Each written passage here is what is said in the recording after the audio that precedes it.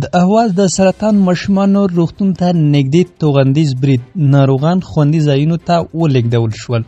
د ایران دولتي او نیوا دولتي رسنیو د راپورونو له مخې د اهواز ښار د شهید بقایي روغتون چې د سرطان لرونکو ماشومانو د درملنې مهم مرکز ګڼل کیږي نږدې توغندیز برید شوی دی.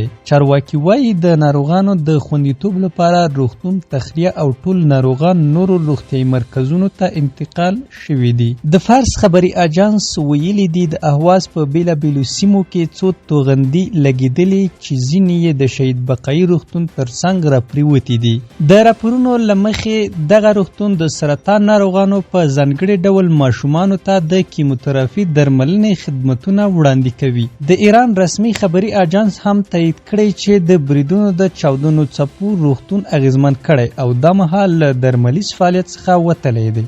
د راپور له مخې تر اوسه د مرګ ژوبلې کومه رسمي پیښه نه ده ثبت شوې. بل لور ته د BBC فارسي څانګې ویلي د ایران دننه خپلواک لاسرسي نه لري. له همدې امله د دغو راپورونو کراوالی په خپلواکه توګه نشي تاییدولی. چارواکو تر اوسه د برید د احتمالي زیانونو او د وضعیت د وروستیو بدلونونو په اړه بشپړ معلومات نه دي خپاره کړي او د نورو رسمي جزئیاتو د اعلان تمه کیږي. د ویډیو کتلو څخه مو نړۍ مننه. تر نورو لحظه پر لحظه خبري مطالبو لپاره لمونږ سره پاتې. که زمونږ چینل مو نوی سبسکرایب کړی بارکزه پریس یوټیوب چینل در سره سبسکرایب کړئ.